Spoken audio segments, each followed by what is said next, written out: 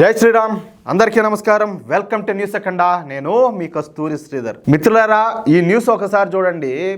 రామాయణం గురించి ఒక వ్యక్తి చెప్పినాడు, చాలా అద్భుతంగా చెప్పినాడు. అదేవిధంగా కొంతమందికి గడ్డి కూడా బాగా పెట్టాడు. ఎంత బాగా పెట్టాడో ఇప్పుడు నేను చెప్తా చూడండి. కుమార్ విశ్వాస్, ఈయన పేరు చాలా మందికి తెలుగు వాళ్ళకి తెలిసే అవకాశం లేదు, కానీ ఈయన బాగా ప్రసిద్ధి చెందినటువంటి వ్యక్తి, బాగా పేరు మోసినటువంటి రచయిత, ముఖ్యంగా ఆత్మాభిమానం కలిగినటువంటి వ్యక్తి అన్నమాట. అవినీతికి వ్యతిరేకంగా అన్నా హజారే గారితో కలిసి పనిచేశారు. అర్థమవుతుందా? తరువాత ఆమ్ ఆద్మీ పార్టీలో జాయిన్ అయినాడు. అయితే అరవింద్ కేజ్రీవాల్ చేస్తున్నటువంటి ఓటు బ్యాంకు రాజకీయాలు, ఖలిస్తానీలకు మద్దతుగా చేస్తున్నటువంటి రాజకీయాలు నచ్చక ఆమ్ ఆద్మీ పార్టీ నుంచి బయటకు వచ్చేసాడు. దీన్ని బట్టి మీకు అర్థమైపోయింటుంది ఈయన క్యారెక్టర్ ఎట్లాంటిదో, ఈయన ఎలాంటివాడో. ప్రస్తుతం రాజకీయాలకు దూరంగా ఉంటా ప్రశాంతమైన జీవితం అయితే గడుపుతాడు. ఇక కుమార్ విశ్వాస్ వచ్చేసి ఒక జాతీయవాది, నేషనలిస్ట్, అంతేకాకుండా హిందుత్వవాది కూడా. తనకు సాధ్యమైనంత వరకు ఢిల్లీ ప్రజలలో మార్పును తీసుకొని వచ్చి ప్రజలను జాతీయవాదులుగా మార్చాలని చెప్పేసి ప్రయత్నం చేస్తూ ఉంటాడు. ఈ క్రమంలోనే కొంతవరకు విజయం కూడా సాధించాడు. మొన్న ఉత్తరప్రదేశ్లోని మీరట్లో ఒక కార్యక్రమం జరిగింది. ఈ కార్యక్రమాన్ని హిందూ సేవాదళ సంస్థ ఆర్గనైజ్ చేసింది. ఇక ఈ కార్యక్రమానికి ముఖ్య అతిథిగా మన కుమార్ విశ్వాస్ను ఆహ్వానించినారు. ఇప్పటిదాకా చెప్పిన విషయాలు గుర్తుపెట్టుకోండి, ఓకేనా? ఇక ఇప్పుడు అసలు టాపిక్ లేక పోదాం. శత్రుఘ్న సిన్హా, ఈయన ఒక బాలీవుడ్ యాక్టర్. ఈ శత్రుఘ్న సిన్హా మొదట భారతీయ జనతా పార్టీలోనే పనిచేస్తా ఉన్నాడు, కానీ ఈయన గారు వచ్చేసి కేంద్ర మంత్రి పదవిని ఆశించాడనమాట. అయితే కేంద్ర మంత్రి పదవిని ఇవ్వడానికి బీజేపీ అధిష్టానం అంగీకరించాల. ఏమో ఈయన గురించి వాళ్ళకి ఏం నిజాలు తెలిసినాయో. దీంతో బీజేపీకి రాజీనామా చేసి తృణమూల కాంగ్రెస్ పార్టీలో చేరిపోయినాడు. ఇప్పుడు బాధపడుతున్నాడు అనుకోండి, అది వేరే విషయము.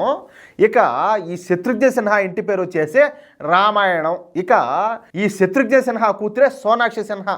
ఈ మెరుపుతీగ సినిమాల్లో ఉంటుంది, హీరోయిన్గా చేసింది ఏమో. ఏమో కూడా బాగా ప్రసిద్ధి చెందినటువంటి బాలీవుడ్ నటి. మీరు కూడా అందరూ చూసే ఉంటారు ఏదో ఒక టైంలో. కానీ ఈ సోనాక్షి సిన్హాకు శత్రుఘ్న సిన్హా కనీసం విచక్షణ అనేది నేర్పల.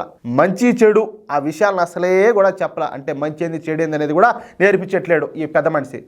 ఏదో గాలికి పెరిగినట్టున్నది ఇష్టప్రకారంగా. ఎవరు? ఈ సోనాక్షి సిన్హా. దీంతో విచ్చలవిడితనం బాగా అలవాటు అయిపోయింది. ఇక ఈ క్రమంలోనే సోనాక్షి సిన్హా లవ్ జిహాదీ ట్రాప్లో పడిపోయిందియా. దేంట్లో?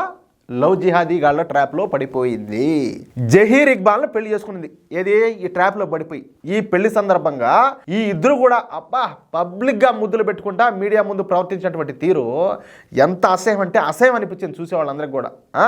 సరే, ఇంకా పాయింట్కి వస్తే ఇప్పుడు అదే విషయాన్ని మనం ఇందాక చెప్పుకున్నటువంటి కుమార్ విశ్వాస్ గారు మాట్లాడుతా, మన పిల్లలకు రామాయణాన్ని బోధించాల్సిన అవసరం ఉండాలి, రామాయణంలో ఉన్నటువంటి నీతిని చెప్పాల్సిన అవసరం ఉంది. ఇలాంటి భయంకరమైన రోజుల్లో మనం మన పిల్లలకు రామాయణాన్ని తప్పకుండా బోధించాల. కేవలం మన ఇంటి పేరు రామాయణం అని చెప్పి పెట్టుకుంటే సరిపోదు. మన పిల్లలకు కూడా ఒక రాముడిలా, ఒక సీతలా విలువలతో పెంచాల్సిన అవసరం ఎంతైనా కూడా ఉండాలి.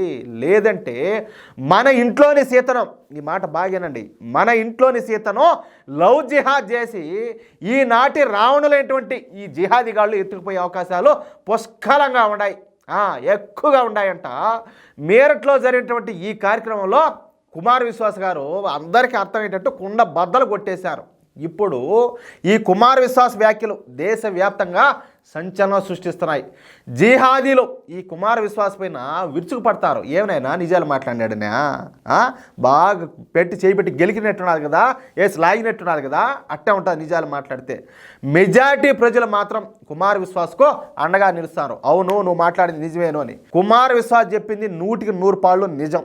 కేవలం మనకు భక్తి ఉంటే సరిపోదు, మన పిల్లలను కూడా అదే విధంగా పెంచాల్సిన అవసరం ఉండాలి. ప్రస్తుతం దేశంలో ఈ విషయం సంచలనంగా మారిపోయింది. అందుకే ఈ విషయాన్ని మీ ముందుకు తెచ్చే ప్రయత్నం చేసిన. ఎట్లున్నది న్యూస్? సూపర్గా ఉండాలి, డౌటేలే, సూపర్గా ఉండాలి. ఈ న్యూస్ కనుక మీకు నచ్చినట్టయితే దీంట్లో ఉన్నటువంటి ఈ అమూల్యమైన సమాచారాన్ని, ఆయన చెప్పినటువంటి ఇంపార్టెంట్ పాయింట్ను నలుగురికి తెలియజేయాలంటే ఈ న్యూస్ను దయచేసి నలుగురికి షేర్ చేయండి. అలాగే ఆయన చెప్పిన తన అభిప్రాయం గురించి మీ యొక్క అమూల్యమైన అభిప్రాయాలను కామెంట్ రూపంలో తెలియజేయండి, ఓకేనా? మన ఛానల్ సబ్స్క్రైబ్ చేసుకోవడం మాత్రం మర్చిపోవద్దు ప్లీజ్. జై శ్రీరామ్.